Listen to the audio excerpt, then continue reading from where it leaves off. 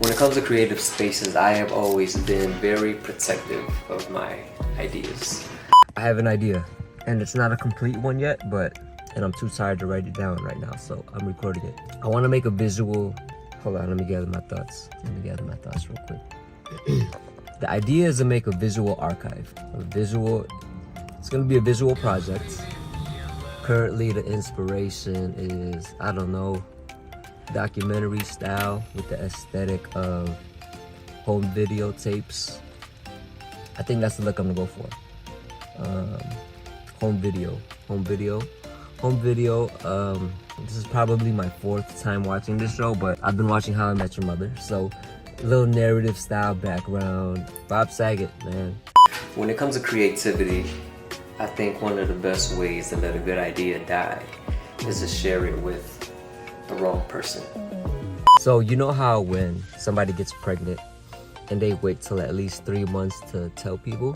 When it comes to anything creative, I treat it just like that period. I try to protect it as much as I can, and I want it to be my vision completely. So I gotta draft up some things.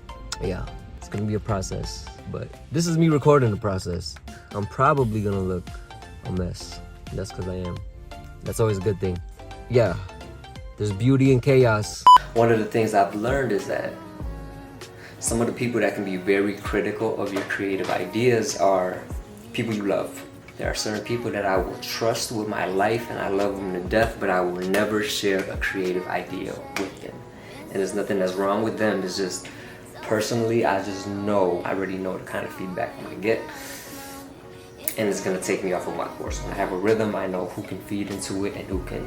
I really don't want to make this sound like I'm putting anybody down, because that's really not what it is. It's kind of like if you have somebody that's a dreamer and you have somebody that's a realist, and the dreamer shares their dreams with the realist, it's gonna feel like the realist is putting them down, but it's really not.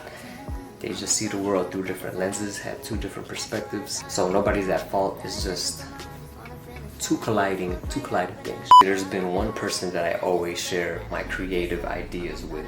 Probably the same person since I was like 14, 13.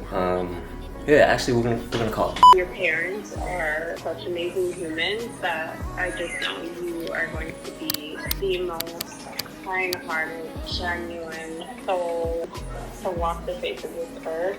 I see creative ideas like a seed, and if you're not careful and you expose it too early and to the wrong people, it will die down before it even has the ability to breathe. If I do share an idea, is share it with somebody that can nurture it and help it grow, whether in my mind or help me execute it. Currently, I'm debating on whether or not I'm going to share this other platforms like YouTube or anything like that.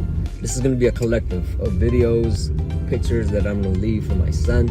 Since I grew up without my dad, I'm just going to keep in mind all of the things that I wondered about him growing up, what he did, what he liked, what he was into, stuff like that, you know? Stuff that people with parents probably don't even think about. This is stuff I didn't realize I thought about regularly until I started to reflect on it and stuff. So I'm thinking about putting this on YouTube, but then I don't know.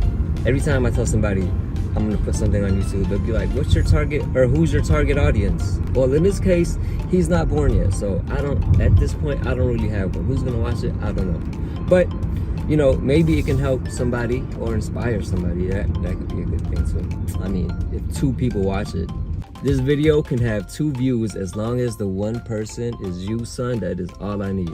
Or maybe I could do a YouTube channel and just make it private.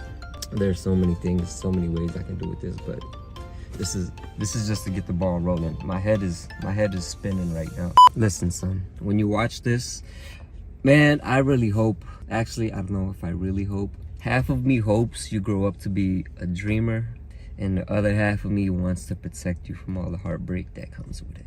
We live in this world where everybody wants you to be realistic. They want you to stay in your lane, stick to the plan, and just do what everybody else is doing.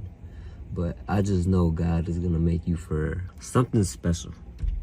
And I'm gonna do my best to hone your abilities and get you through it, bro.